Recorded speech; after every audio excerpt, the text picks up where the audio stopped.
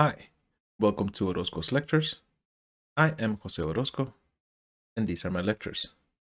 This lecture is a Calculus 2 lecture. I hope you enjoy it. This is Chapter 8, Section 8, so 8.8, which is improper integrals.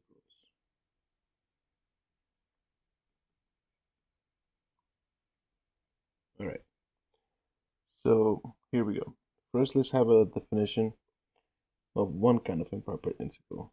So definition, these are improper integrals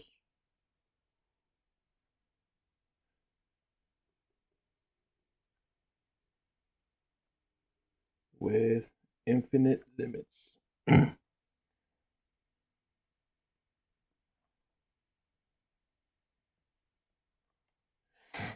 Of integration. Alright, so we have a couple of scenarios. One. So let's say that f is continuous. So if f is continuous on some interval from a to infinity, including a, right?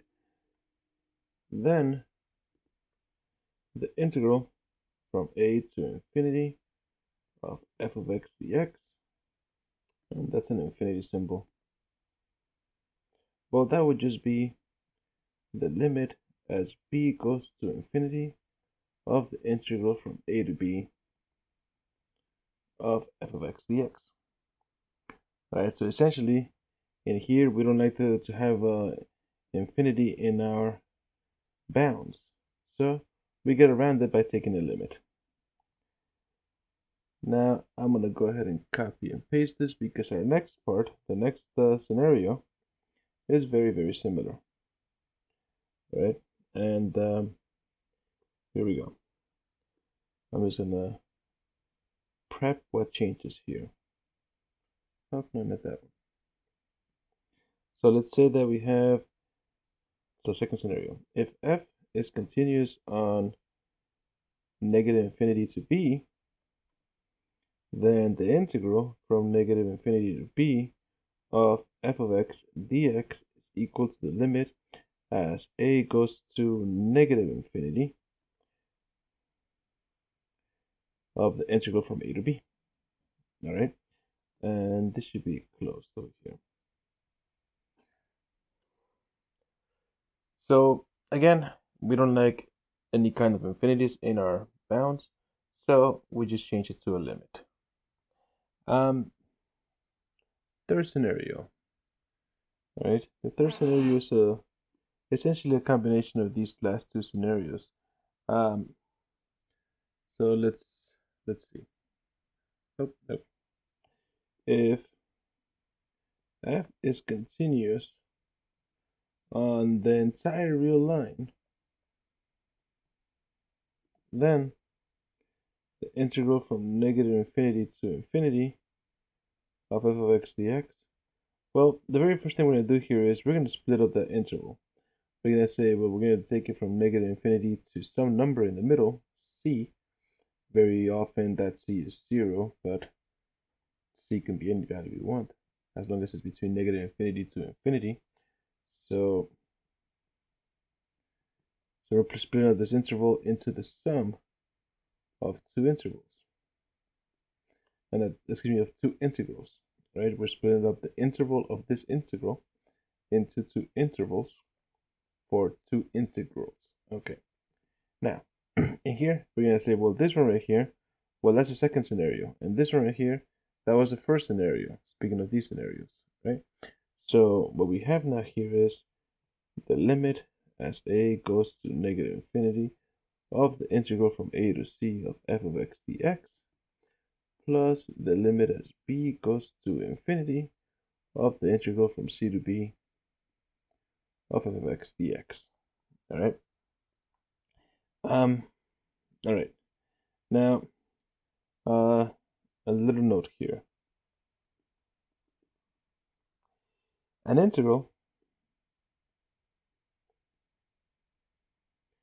is said to converge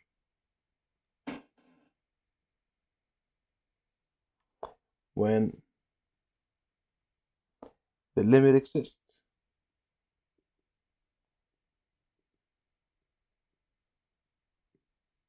Right, so essentially, if these limits, after I integrate and I take the limit, if those limits actually do exist, then it is said to converge. And comma and diverge otherwise. Right, so essentially here we're saying if it goes to a specific value, if that limit goes to a specific value, we would say it converges. But if it does not go to a specific value, for example, infinity, right? Infinity is not a specific value. By that we mean a specific number, right? A real number. If it goes to infinity, well, we would say it diverges. But if it went to any other number, or to any actual number, then we would say that it converges. All right, so let's do some examples here. Let's say I have the integral from 1 to infinity of 1 over x dx. All right, so in here, the first thing I'm going to do is we cannot have the infinity in our bounds, so we must rewrite it. Limit as b goes to infinity of the integral from 1 to b of 1 over x dx, right? And at that point, let's see what happens. Well, if I take this integral, well, that gives me the limit as b goes to infinity of the integral from 1 over x. That's ln of the absolute value of x, and we're going from 1 to b. So I end up with the limit as b goes to infinity of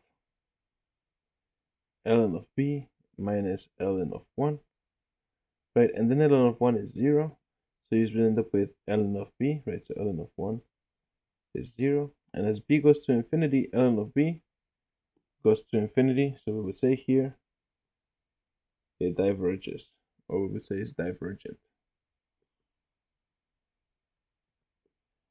Right? Because infinity is not a real number, right? All right, so b. Let's say that I have the integral from negative infinity to 0 of e to the x dx. Well, again, I'm going to start by rewriting this as the integral as a goes to negative infinity from a to 0. Excuse me, the limit as a goes to negative infinity of the integral from a to 0 of e to the x dx. Well, this is going to give us now the limit as a goes to infinity of e to the x evaluated from a to 0, which would then become the limit as a goes to infinity of e to the 0 minus e to the a. And at some point this became positive infinity. I don't know why. The original problem here was clearly negative infinity. All right, so negative infinity. All right, and now as a goes to negative infinity, well, e to the negative infinity, if you recall, this is what e looks like. All right, and as we go to negative infinity, we're going that way. Well, the function is going down to 0. So in here, what we actually end up with was, well, e to the 0 is 1, and then e to the negative infinity is 0. So we end up with just 1. All right, next one. C. Let's say I have the integral from 1 to infinity of 1 minus x times e to the negative x dx. All right. Well, again, the very first thing I'm going to do here is rewrite this as the limit as b goes to positive infinity of the integral from 1 to b of y minus x e to the negative x dx. At this point, I want to look at that integral by itself. Don't worry about the bounds right now. So the integral of 1 minus x e to the negative x dx. Now this is integration by parts, right? And if I do the tabular method, well, under u, I'm going to write 1 minus x, take derivatives, right? And then under dv, I have e to the negative x, and then take integrals. And that's a positive now. All right. And then on the outside here, plus minus plus. Ignore the first dv, ignore the last du. So what we get here is, well, we got to multiply that way, right? So I'm going to say we have 1 minus x times negative e to the negative x minus negative 1 times e to the negative x, right? And technically plus c here. We know we're not going to care about that because our actual problem had bounds, but I just wanted to put on there. Now, let's see what we can do. I'm going to factor in e to the negative x. What are we left with? Well, this negative here, if I distribute it into this parenthesis over here, I end up with x minus 1, right? Negative times 1, negative 1, negative times x, negative x is positive x. Minus negative means plus. This e to the negative x, that's what I factored out, so I'm left with just 1. And then these parentheses inside here are not doing anything, so negative 1 plus 1 is 0. So I end up with x e to the negative x plus c. All right. Now, that is just that's just that integral. We had bounds though, so let's see how that affects it. So now we're gonna say we have the limit as b goes to infinity of this thing, x e to the negative x, evaluated from I forgot my bounds, 1 to b, yeah, from 1 to b. And well, what do we get? Well, if I plug in the b, I end up with b times e to the negative b minus 1 times e to the negative 1. All right, and now in here, let's see what happens. Oh, I forgot to write my limit. Let's fix that. All right, limit as b goes to infinity of this stuff. All right, so at that point, well, let's see what we get. This can all be rewritten as follows, right? These negative exponents, we can say the limit as b goes to infinity of b over e to the b minus 1 over e, right? Now, if I just go ahead and plug in infinity, well, that's not helpful, right? And why is that not helpful? Well, if I plug in infinity here, I end up with infinity over infinity. So we have infinity over infinity minus 1 over e. Well, this infinity over infinity, that's indeterminate, and we're taking a limit here. So what we can do here is apply L'Hopital's rule, and we're going to do it with respect to b, and say that we end up with the limit as b goes to infinity of derivative of b with respect to b is 1. Derivative of e to the b is e to the b. And as b goes to infinity here, well, I end up with 1 over infinity, which goes to 0. All right. So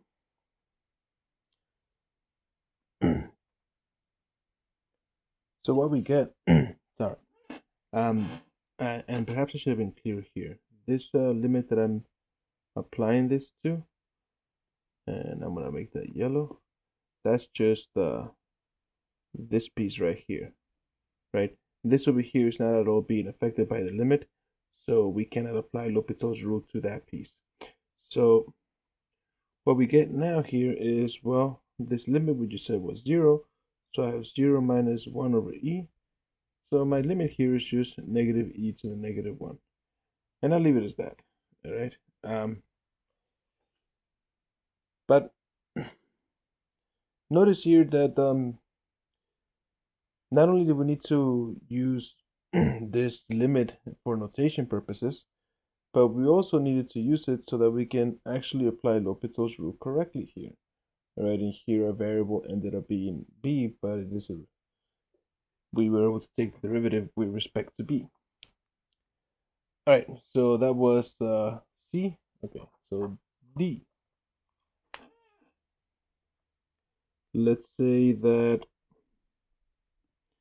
I have the integral from negative infinity to infinity of e to the x over 1 plus e to the 2x dx. All right.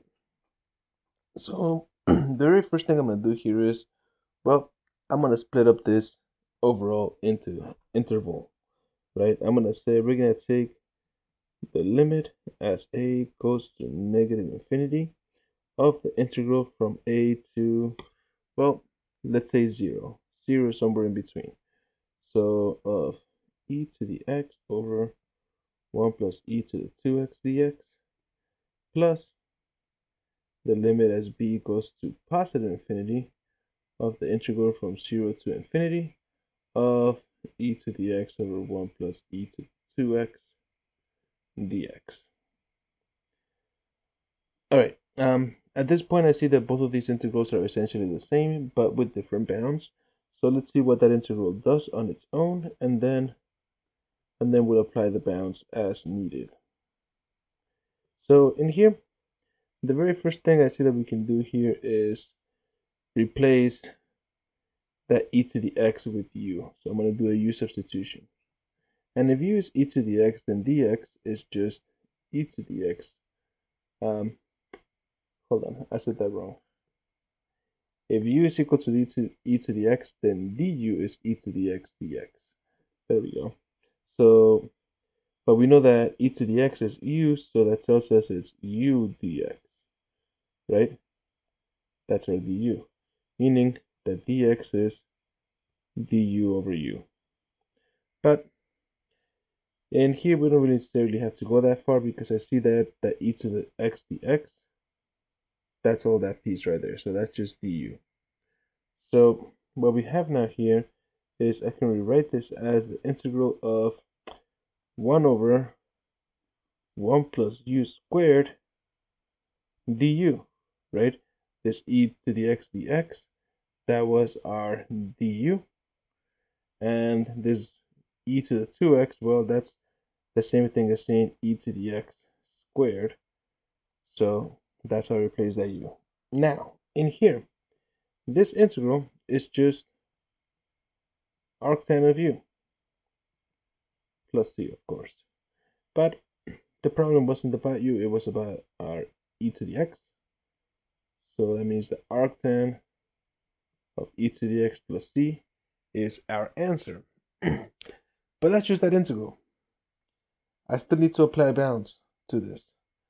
So what we're going to say here is now we get the limit as a goes to negative infinity of arctan of e to the x evaluated from a to 0 plus the limit as a goes to negative, not a anymore, the limit as b goes to positive infinity of arctan of e to the x evaluated from 0 to infinity, right? And in here, but what does that do for us? Let's see. Let's plug in these bounds and then we'll worry about the limits. Limit as a goes to negative infinity of arctan of e to the 0, right? I'm plugging the top. E to the 0 is just 1. So we have arctan of 1 minus plug in a. So I have arctan of e to the a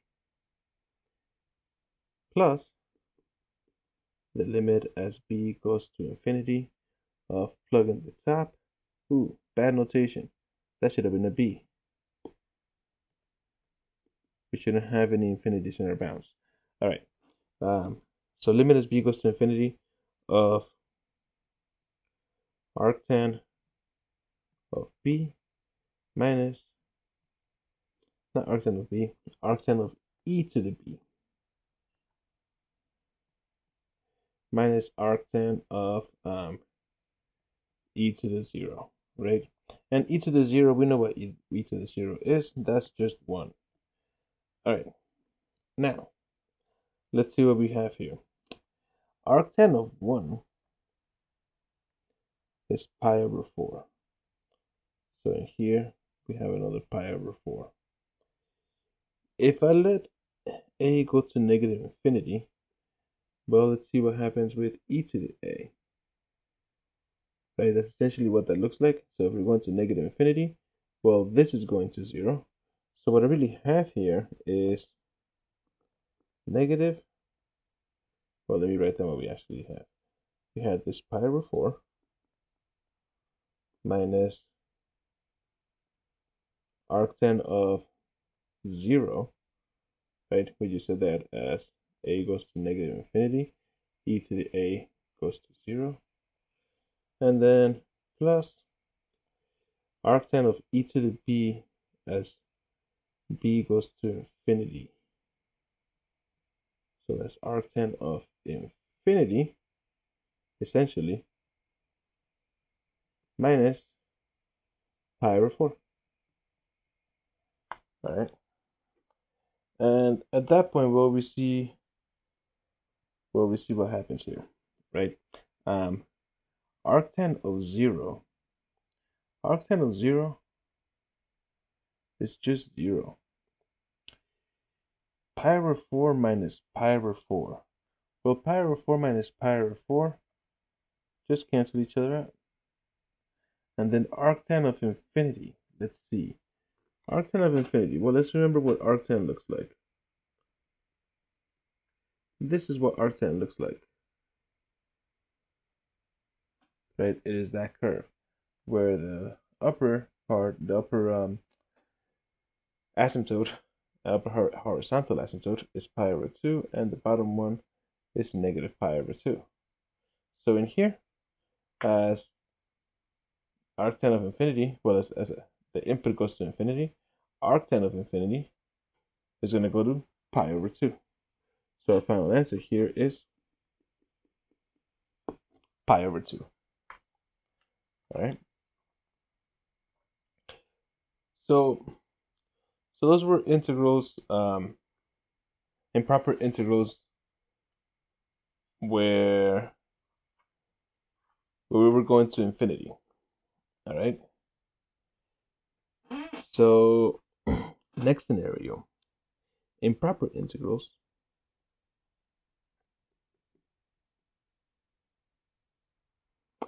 with infinite discontinuities.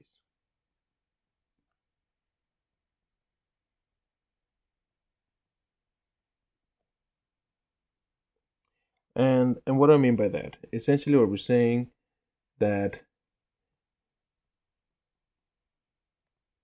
there's a vertical asymptote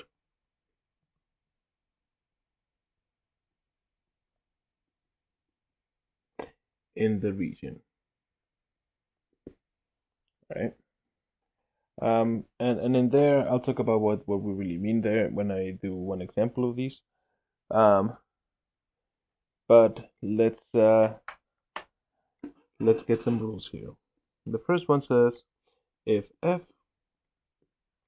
is continuous on that interval from a to b, including a but not including b, and has an infinite discontinuity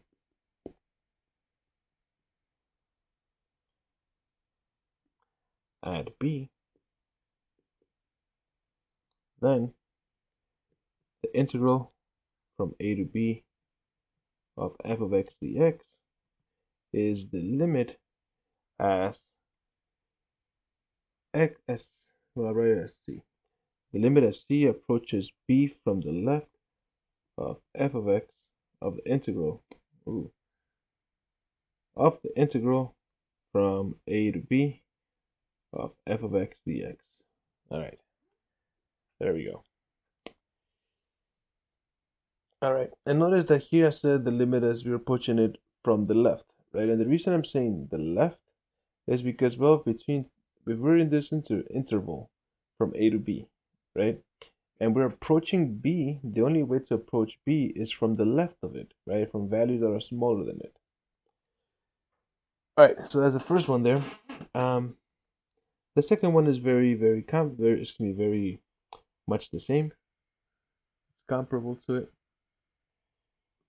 but it is slightly different. So let's see what that's saying. And it's a very small difference. If f is continuous on, well, we're going to change those bounds. We're going to say from a to b, including b, but not a, and has an infinite discontinuity at a, then the integral from a to b of f of x dx is equal to the limit as c goes to a from the right, right? And from the right here, we're essentially saying bigger values of a, right?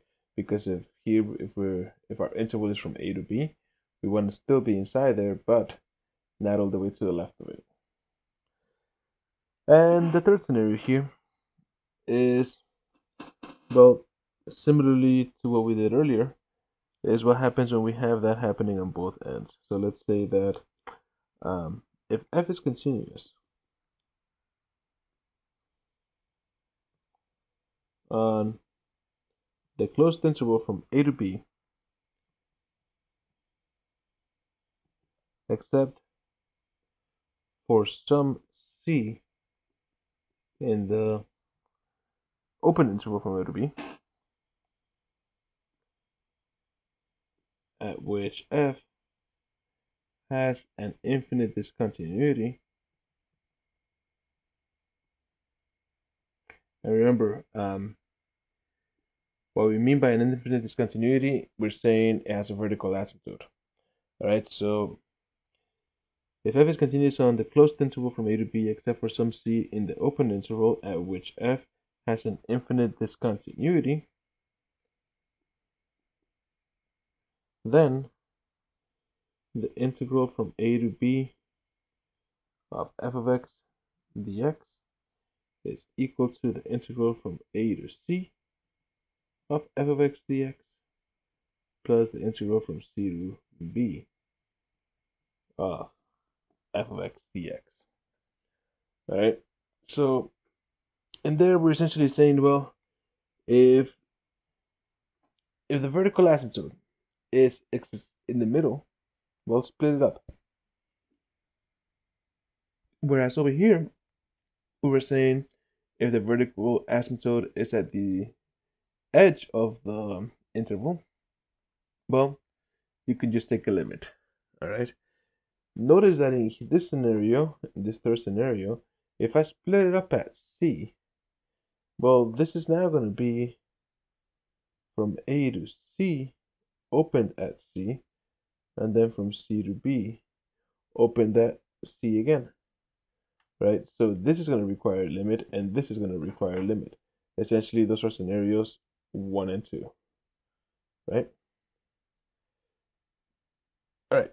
So let's start with an example here. And I have no idea what letter I was at. What letter was I at? Oh, I think I scrolled up too much already. Oh no, I didn't. Where's it? Ah, D. There it is. Okay. So E. Let's say that I have this integral. The integral from 0 to 1 of dx over radical x. All right. So in here, well, what is this really saying? We're saying the integral from 0 to 1 of, well, let's discuss this for a second. Why is this an improper integral? The reason this is an improper integral is that, well, in this region, going from 0 to 1, there's nothing wrong with plugging in 1. However, if we plug in 0, then this ends up being 1 over 0, which ends up being um, a vertical asymptote, right? There we go. The words were escaping me. It ends up being a vertical asymptote at that point. All right, so in here, what we're going to say is, well, I need to rewrite this because 0 makes a problem here. I need to rewrite this as the limit as a goes to 0 from the right of the integral from a to 1 of, and now I'm going to rewrite this as x to the negative 1/2 dx, right? Integrating this, well, what does that give me? That gives me the limit as a goes to 0 from the right of, well, add 1 to the exponent. That's going to be x to the 1/2 divided by the new exponent. Well, I'm dividing by a fraction, so multiply by the reciprocal. And this evaluated from a to 1. So what does that mean? Well, that means that we end up with the limit as a goes to 0 from the right of 2 times 1 to the 1/2 minus 2a to the 1/2, right? I'm plugging the top and then plugging the bottom. So that gives me now 1 to the 1/2 is 1. 2 times 1 is 2. 0. 0 to the 1/2 is 0 times 2 is 0. So I have 2 minus 0, which is 2. All right? Which is, well, that's a convergent integral. All right? I should have probably been saying in the other examples as well. But yeah, this is a convergent integral. Right? Now let's look at the next one. So that's E. F. Let's say I have the integral from negative 1 to 1 of 1 over x squared dx. And again, here we've got a vertical asymptote, but now it's at 0, right? I mean, it was at 0 before, but now that 0 happens to be in between our bounds.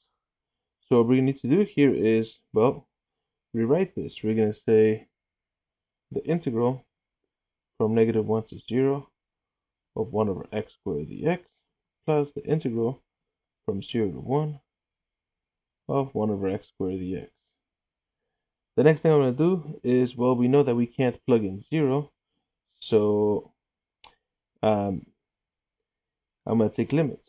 So the limit as b goes to infinity, not infinity, sorry, as b goes to 0 of the integral from negative 1 to b of 1 over x squared dx plus the limit as a goes to 0. Oh, we're going to b from the left here, right? Because if I look at that interval, negative 1b, we're coming from the left. All right. Similarly, over here, the limit as a goes to 0 from the right now of the integral from a to 1 of 1 over x squared dx, right? At that point, it's just a matter of integrating. Well, the integral of 1 over x squared, that's easy. So we have limit as b goes to 0 from the left of negative 1 over x evaluated from negative 1 to b plus the limit as a goes to 0 from the right of, well, the same exact thing, negative 1 to x, but now different bounds from a to 1. And now it's just a matter of plugging in all these bounds. So we have the limit as b goes to 0 from the left of negative 1 over b minus negative 1 over negative 1 plus, and this one's going to give me the limit as a goes to 0 from the right of negative 1 over 1 minus negative 1 over a, right? So all I did there was plug in the bounds. All right, so let's see what we have here. Negative over negative is positive. So overall here, this is just positive 1, right? What about over here? Negative 1 over 1. That's also, well, in this case, that's just negative 1, right? And with these negatives in front, well, let's see what happens here. If we're approaching 0 from the left, let's think about the function that's implied here. This function is the function f of x equals 1 over x. All right. And if we're approaching 0 from the left, well, this is going down to negative infinity. So I have here negative infinity minus 1 plus negative 1 plus 1 over a. But we're approaching 0 from the right again, and it's going to give us the same thing over here, plus infinity now. All right. So in here, well, what do we have? We have negative infinity minus 1 plus negative 1 plus infinity. That right there poses an issue.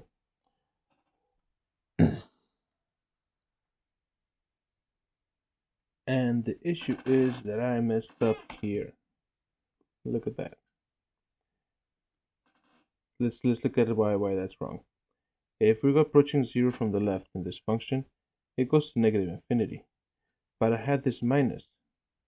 So minus a negative infinity really means a positive infinity. And now let's look at this. We have positive infinity minus 1 plus negative 1 plus infinity. Essentially, we've got two infinities minus 2. That's just going to be infinity, which means divergent. All right. So another way to think about this problem right here is, well, let's see graphically what do we find. So this is essentially what the graph looks like for this function. So we found the area that I'm shading here. Now the thing is, because this actually ends up going to positive infinity in here, and some other reasons, this ends up having a total area that's infinite, which is essentially here. There it is. It's divergent. All right. So, all right. So here, essentially, again with these improper integrals here, it's you gotta really consider the domain, right? Because in here, the domain for the original function was, well, you needed to strictly be bigger than 0 because you can't plug in 0. So that's why we took up that limit. Again, in here, in between negative 1 and 1, 0 exists. So you're not allowed to plug in 0, so that messes with this limit. All right. So always keep those things in mind. Now, I want to discuss a problem here. But first, a little bit of theory for a second. If f of x is less than or equal to g of x on a closed interval, then the integral from a to b of f of x dx is less than or equal to the integral from a to b of g of x dx. All right. Now, in here, why do I care about this? Well, or excuse me, not necessarily why do I care about this. Why would this be true is what I meant to say. Why would this be true? Well, let's think about this. If I let f of x be blue, right, and let's say I've got this function, and we're going from a to b, and I'm going to put this one in yellow, and let's say I have this other function. That's my yellow function. Now, in this interval, the yellow function is larger, right? And if you think about what the integral can represent, well, if I think of it as an area, well, then yeah, the area below the curve, the yellow curve, is going to be larger than the area below the blue curve, right? So, I mean, and again, this is just an interpretation of integrals in area, but the idea still stands that the overall integrals here must they must preserve the inequality. All right. So now let's let's do the next example. And we're on G. Okay. We'll talk about that in a second. But let's do this. The solid of the solid form, sorry. The solid formed by revolving about the x-axis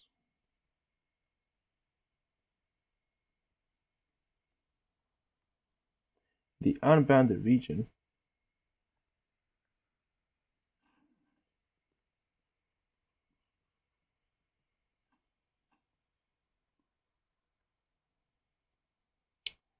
lying between the graph of f of x equals 1 over x and the x-axis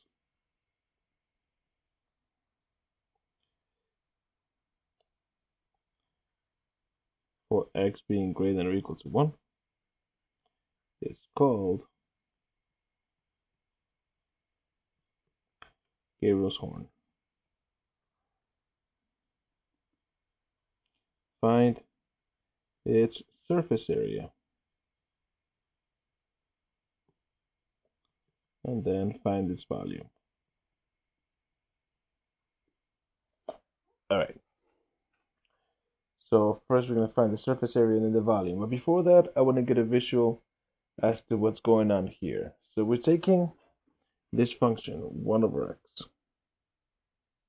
Alright, and 1 over x looks like this essentially, right? With this side too. But I don't really care about this side on the left because we strictly say that we're working above x equals 1. So let's say that this is 1. Well, we're working strictly on this side and we're rotating about the x-axis, right? All right, when we rotate it, what does it look like? Well, let's see. Well, we end up with something like this. We're just taking this region right here, right? And we're gonna end up with, oh, that was a bad thing. Let's do it this way.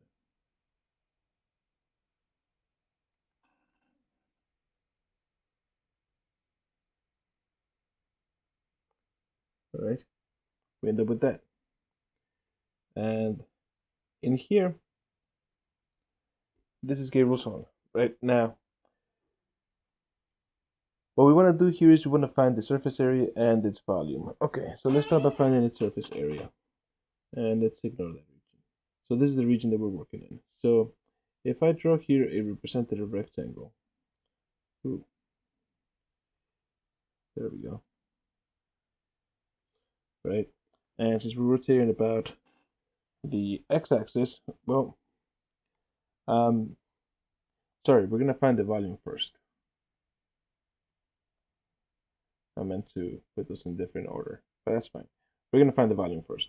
And taking this representative rectangle, then this right here is gonna be our radius, right? And I'm gonna do the disk method. So the formula is volume is equal to pi times the integral from a to b of r of x squared dx.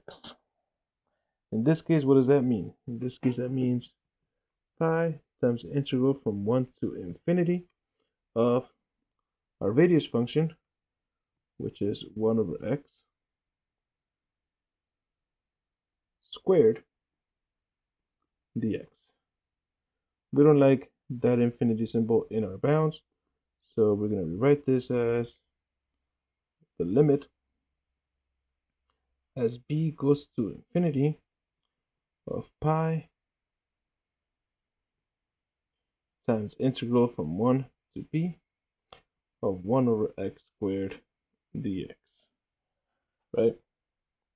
And now, at that point, well, if I integrate this, I end up with pi times the integral of 1 over x squared is negative 1 over x. And this is evaluated from 1 to b, right? And when we do that, well, what do we get? Let's plug in the b. So I have pi times, well, I forgot my limit. Limit as b goes to infinity of pi times negative 1 over b minus pi times negative 1 over 1. At this point, well, as b goes to infinity, this fraction right here goes to 0. 0 times pi is 0. Negative 1 over 1 is negative 1 times negative pi is pi. So I end up with pi. So my volume for this Gabriel's horn here is pi. All right, that is the volume there. Now, let's find the surface area. The surface area, if you recall, was essentially 2 pi integral from a to b of our radius function times the square root of 1 plus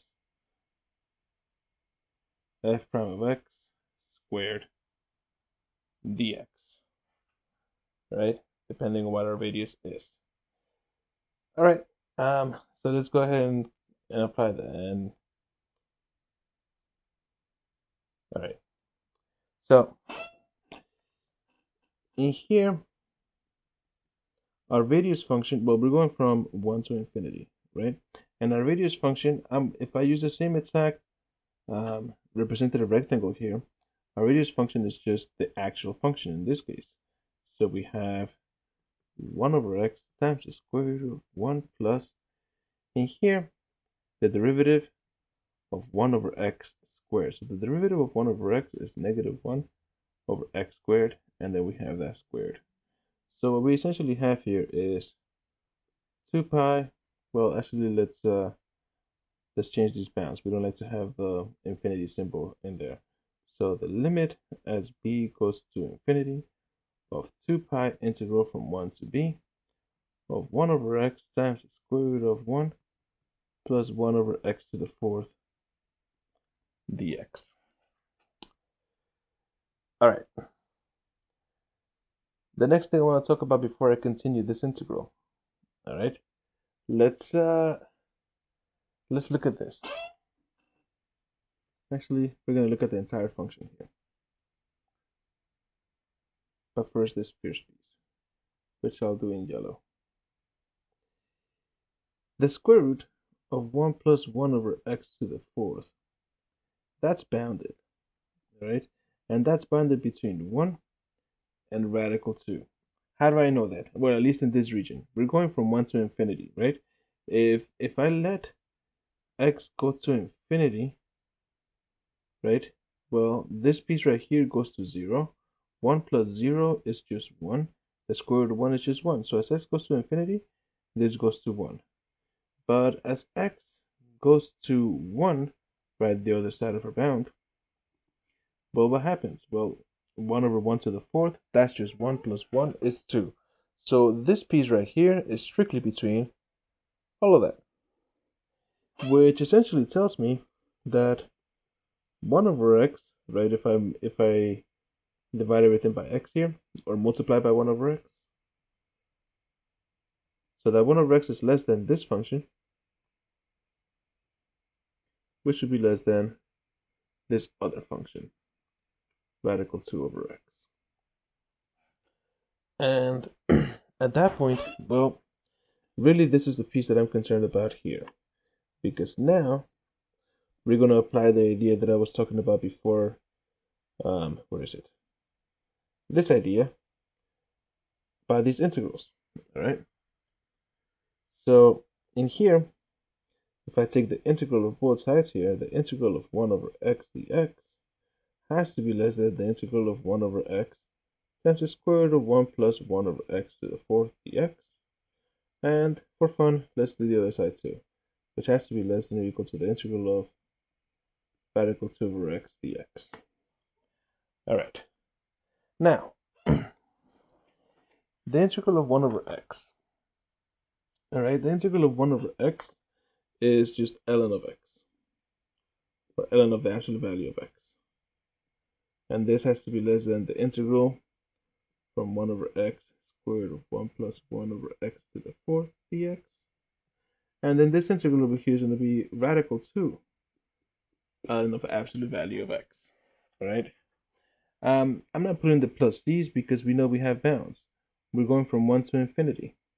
All right. So in here, if I take the limit as b goes to infinity of ln of the absolute value of x from 1 to b, well, that gives me the limit as b goes to infinity of ln of the absolute value of b minus ln of the absolute value of 1, which is infinity because this piece right here goes to 0, right? And as b goes to infinity, ln of infinity goes to 0. Similarly, well, if I just multiply by radical 2, it's not going to change anything here, right? So what I'm saying is the limit as b goes to infinity of radical 2 ln of x, evaluated from 1 to b, well, it's going to be basically the same steps inside there, but now we're going to get radical 2 times infinity, which is infinity. Okay, but really, this last one is not really the important one. This is the important one. How come? Because what we just found is that on the left side here, we have infinity is less than the integral from 1 to infinity of 1 over x times the square root of 1 plus 1 over x to the 4th dx. Right? Infinity is less than that integral.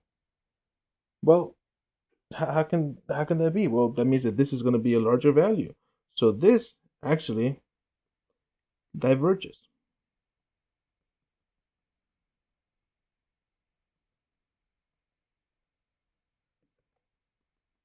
In other words, in this case, it actually goes to infinity because it's bigger than some infinity, right? So that diverges. Okay. So what? So what? What did we find here? Well, what we found is that the surface area is infinite. All right? The surface area of Gabriel's horn is infinite. But let's think about what that implies. We found the surface area to be infinite, but we found the volume to be pi. So what that's telling us is that this horn has a finite volume, but an infinite surface area. Another way to think about it is that you could fill up this horn in the inside with paint. You can fill it up with paint, and how much would you have? Well, pi units worth of paint in there. But you would never be able to paint it. This Gabriel's horn would never be able to be painted. You can fill it up with paint, but you can never paint it on the outside. Technically on the inside either, because it's just a shell of a piece, right? And that's what's super interesting about this specific example, Gabriel's horn. All right, we have a shape with finite volume, but infinite surface area. It can be filled up with paint, but it cannot be painted. I don't know. Mathematically, it works. Kind of doesn't fully make sense in my head every time I think about it. But it works. And mathematically, the proof is sound. Anyway, that is the end of 8.8. Wasn't that fun? If you think I made a mistake somewhere, you're probably right. Tell me all about it in the comments. If you feel you learned something from me in this video, hit the like button, hit the subscribe button, but more importantly, share it. Share this video with your classmates. And remember, you don't have to like math in order to be good at it. But you do have to be good at it. I am Jose Orozco. Goodbye.